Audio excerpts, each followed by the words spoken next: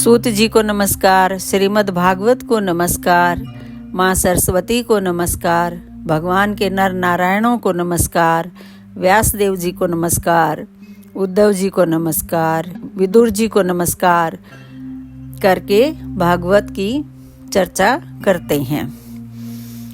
उद्धव जी ने कहा, फिर ब्राह्मणों की आज्ञा पाकर यादवों ने भोजन किया और वारुणी मदिरा पी। उससे उनका ज्ञान नष्ट हो गया और वे दुर्वचनों से एक दूसरे के हृदय को चोट पहुंचाने लगे। मदिरा के नशे से उनकी बुद्धि बिगड़ गई और जैसे आपस की रगड़ से बांसों में आग लग जाती है, उसी प्रकार सूर्यास्त होते होते उनमें मार काट होने लगी। भगवान अपनी माया की उस विचित्र गति को देखकर सरस्वती जी के जल से आचमन करके एक वृक्ष के नीचे बैठ गए। इससे पहले ही शरणागतों का दुख दूर करने वाले भगवान श्री कृष्ण ने अपने कुल का संहार करने की इच्छा होने पर मुझसे कह दिया था कि तुम बद्रिकाश्रम चले जाओ। विदुर जी, इससे यद्यपि मैं उनका आशय समझ गया था, तो भी स्वामी के चरणों का वियोग न सह सकने के कारण मैं उनके पीछे पीछे प्रभास क्षेत्र में पहुंच गया।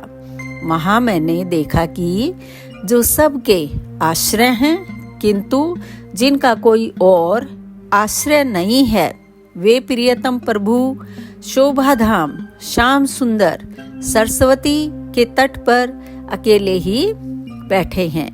दिव्य विशुद्ध सत्वमय अत्यंत सुंदर श्याम शरीर है। शांति से भरी रत्नारी आंखें हैं। उनकी 4 भुजाएं और रेशमी पीतांबर देखकर मैंने उनको दूर से ही पहचान लिया। वे एक पीपल के छोटे से वृक्ष का सहारा लिए बाईं जांघ पर दायां चरण कमल रखे बैठे थे। भोजन पान का त्याग कर देने पर भी वे आनंद से प्रफुल्लित हो रहे थे। इसी समय व्यास जी के प्रिय मित्र परम भागवत सिद्ध मैत्रेय जी लोकों में स्वच्छंद विचरते हुए वहां आ पहुंचे। मैत्रेय मुनि भगवान के अनुरागी भक्त हैं। आनंद और भक्ति भाव से उनकी गर्दन झुक रही थी। उनके सामने ही श्री हरि ने प्रेम एवं मुस्कान युक्त चितवन से मुझे आनंदित करते हुए कहा। श्री भगवान कहने लगे, मैं तुम्हारी आंतरिक अभिलाषा जानता हूँ, इसलिए मैं तुम्हें वह साधन देता हूँ जो दूसरों के लिए अत्यंत दुर्लभ है। उद्धव, तुम पूर्व जन्म में वसु थे। विश्व की रचना करने वाले प्रजापतियों और वसुओं के यज्ञ में मुझे पाने की इच्छा से ही तुमने मेरी आराधना की थी। साधु स्वभाव उद्धव, संसार में तुम्हारा यह अंतिम जन्म है, क्योंकि इसमें तुमने मेरा अनुग्रह प्राप्त कर लिया है। अब मैं मृत्यु लोक को छोड़कर अपने धाम में जाना चाहता हूँ। इस समय यहाँ एकांत में तुमने अपनी अनन्य भक्ति के कारण ही मेरा दर्शन पाया है। यह बड़े सौभाग्य की बात है। पूर्व काल के आरंभ में मैंने अपने नाभि कमल पर बैठे हुए ब्रह्मा को अपनी महिमा के प्रकट करने वाले जिस श्रेष्ठ ज्ञान का उपदेश किया था और जिसे विवेकी लोग भागवत कहते हैं, वही मैं तुम्हें देता हूँ। विदुर जी, मुझ पर तो प्रतिक्षण उन परम पुरुष की कृपा बरसा करती थी। इस समय उनके इस प्रकार आदर पूर्वक कहने से स्नेहवश मुझे रोमांच हो आया। मेरी वाणी गदगद हो गई और नेत्रों से आंसुओं की धारा बहने लगी। उस समय मैंने हाथ जोड़कर उनसे कहा, स्वामीन, आपके चरण कमलों की सेवा करने वाले पुरुषों को इस संसार में अर्थ, धर्म, काम, मोक्ष, इन चारों में से कोई भी पदार्थ दुर्लभ नहीं है। तथापि मुझे उनमें से किसी की इच्छा नहीं है। मैं तो केवल आपके चरण कमलों की सेवा के लिए ही लालायित रहता हूँ।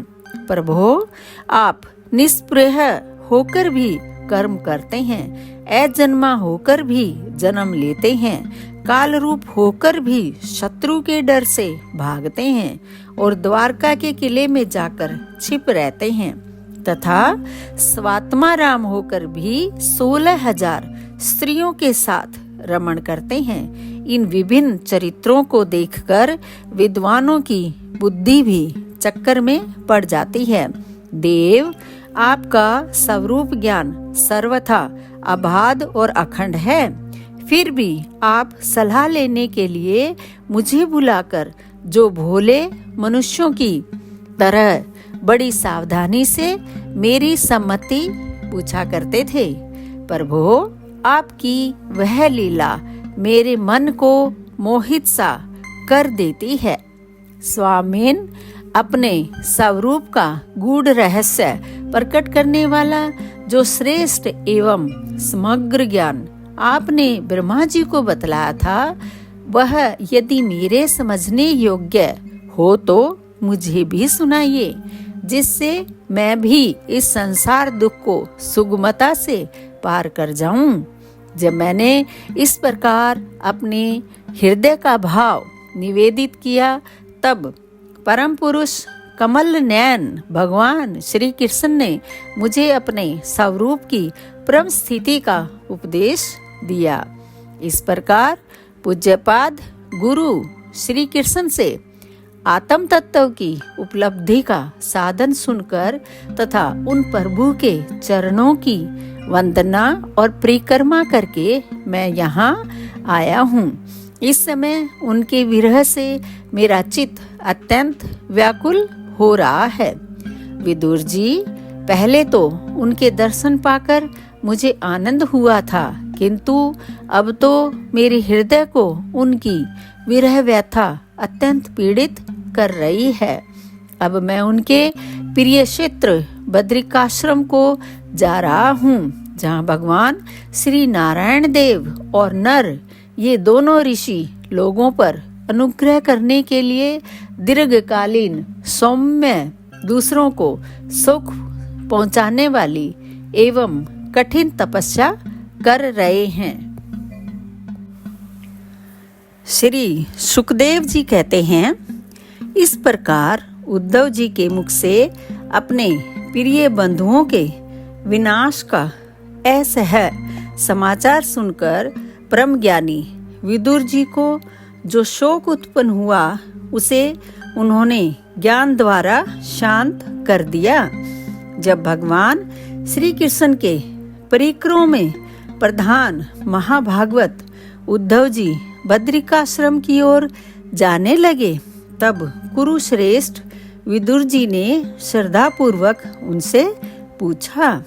विदुर जी ने कहा, उद्धव जी, योगेश्वर भगवान श्री कृष्ण ने अपने स्वरूप के गूढ़ रहस्य को प्रकट करने वाला जो परम ज्ञान आपसे कहा था, वह आप हमें भी सुनाइए, क्योंकि भगवान के सेवक तो अपने सेवकों का कार्य सिद्ध करने के लिए ही विचरा करते हैं। उद्धव जी ने कहा, उस तत्व ज्ञान के लिए आपको मुनिवर मैत्रेय जी की सेवा करनी चाहिए। इस मृत्यु लोक को छोड़ते समय मेरे सामने स्वयं भगवान ने ही आपको उपदेश करने के लिए उन्हें आज्ञा दी थी। श्री सुखदेव जी कहते हैं, इस प्रकार विदुर जी के साथ विश्वमूर्ति भगवान श्री कृष्ण के गुणों की चर्चा होने से उस कथामृत के द्वारा उद्धव जी का वियोग जनित महान ताप शांत हो गया। यमुना जी के तीर पर उनकी वह रात्रि एक क्षण के समान बीत गई। फिर प्रातःकाल होते ही वे वहां से चल दिए। राजा परीक्षित ने पूछा, भगवान, वृष्णिकुल और भोजवंश के सभी रथी और यूथपतियों के भी यूथपति नष्ट हो गए थे, यहाँ तक कि त्रिलोकीनाथ श्री हरि को भी अपना वह रूप छोड़ना पड़ा था। फिर उन सब के मुखिया उद्धव जी ही कैसे बच रहे? श्री सुखदेव जी ने कहा, जिनकी इच्छा कभी व्यर्थ नहीं होती, उन श्री हरि ने ब्राह्मणों के शाप रूप काल के बहाने अपने कुल का संहार कर अपने श्री विग्रह को त्यागते समय विचार किया, अब इस लोक से मेरे चले जाने पर संयमी शिरोमणि उद्धव ही मेरे ज्ञान को ग्रहण करने के सच्चे अधिकारी हैं। उद्धव मुझसे अणुमात्र भी कम नहीं हैं, क्योंकि वे आत्मजयी हैं, विषयों से कभी विचलित नहीं हुए। अतः लोगों को मेरे ज्ञान की शिक्षा देते हुए वे यहीं रहें। वेदों के मूल कारण जगत गुरु श्री कृष्ण के इस प्रकार आज्ञा देने पर उद्धव जी बद्रिकाश्रम में जाकर समाधि योग द्वारा श्री हरि की आराधना करने लगे।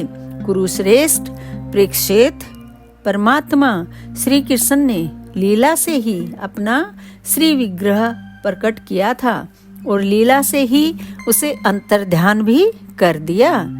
उनका वह अंतर्ध्यान होना भी धीर पुरुषों का उत्साह बढ़ाने वाला तथा दूसरे पशु तुल्य अधीर पुरुषों के लिए अत्यंत दुष्कर था। परम भागवत उद्धव जी के मुख से उनके प्रशंसनीय कर्म और इस प्रकार अंतर्धान होने का समाचार पाकर तथा यह जानकर कि भगवान ने परम धाम जाते समय मुझे भी याद किया था, विदुर जी उद्धव जी के चले जाने पर प्रेम से विहल होकर रोने लगे।